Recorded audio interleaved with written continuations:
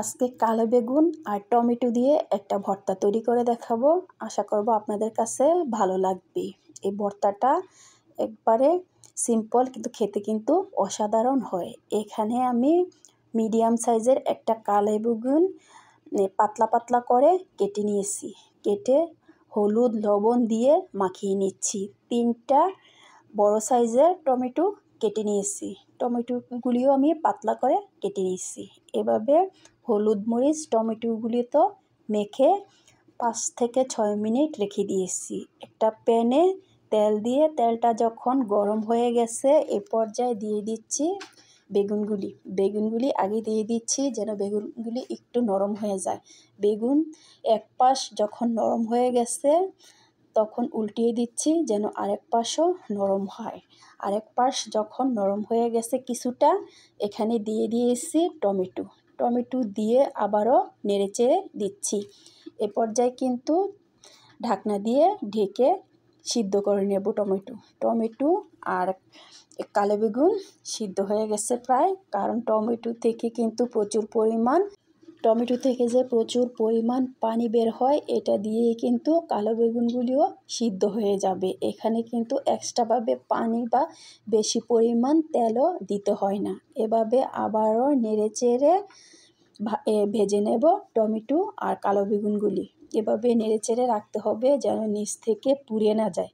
যারা একটু পোড়া পছন্দ করে তারা চাইলে আর একটু ভেজে নিতে পারে। আমার কাছে মনে হয় যে এতটুকুই ভাজলে ভালো হবে, এর জন্য আমি উঠিয়ে নিয়েছি। আবারও তেল দিয়ে দিয়েছি এখানে কিছু শুকনো মরিচ আর রসুনটা দিলে কিন্তু ভর্তার টেস্টটা দ্বিগুণ পরিমাণ বেড়ে যায়। ভর্তাটা যেমন খেতে ভালো লাগে, রসুনের একটা সেন্ট আসে।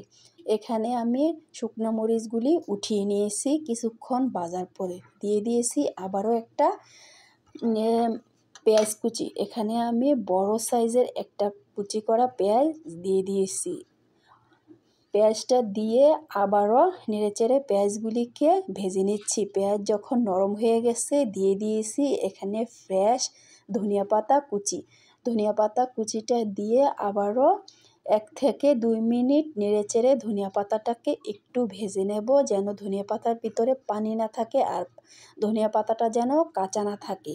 এভাবে ভেজে ভর্তা বানালে কিন্তু ভর্তাটা অনেক সময় পর্যন্ত ভালো থাকে। ভর্তা থেকে একটা বাজে একটা স্মেল আসে না। ভর্তাটা আপনারা চাইলে কিন্তু এভাবে বানিয়ে ফ্রিজে 2 থেকে 3 দিন রেখেও কিন্তু খাওয়া যায়। ভর্তা ভাজা না থাকলে কিন্তু ভর্তা বেশিক্ষণ থাকে না আর ভর্তা থেকেও একটা বাজে একটা গন্ধ বের হয়। ভিডিও ভালো লাগলে প্লিজ লাইক করবেন, কমেন্ট করবেন, শেয়ার করবেন। যারা ফেসবুক থেকে দেখছেন তারা চাইলে আমার পেজটাকে ফলো দিয়ে রাখতে পারেন। যারা ইউটিউব থেকে দেখছেন তারা চাইলে কিন্তু আমার চ্যানেলটা সাবস্ক্রাইব করে অল নোটিফিকেশন ক্লিক করে রাখবেন। আমি ভিডিও ছাড়লে যেন আপনার কাছে নোটিফিকেশন আকারে পৌঁছে যায়, আপনি চাইলেই যেন দেখে নিতে পারেন। এখানে আমি সামান্য পরিমাণ জিরা আর সামান্য লবণ দিয়ে আবারও ভর্তাটাকে মাখিয়ে নিচ্ছি। এ পর্যায়ে দিয়ে দিচ্ছি কালো বেগুন আর টমেটো কালো বেগুন দিয়ে আবারও ভালোভাবে ম্যাশ করে নেব।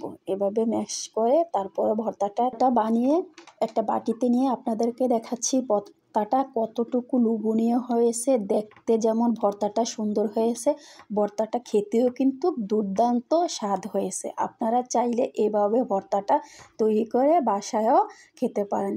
ছোট বড় সবাই কিন্তু এই ভর্তাটা পছন্দ করে। যারা ভর্তা পছন্দ করে তাদের তো কোনো কথাই নেই। তো আজকের মতো এই পর্যন্তই। আল্লাহ হাফেজ।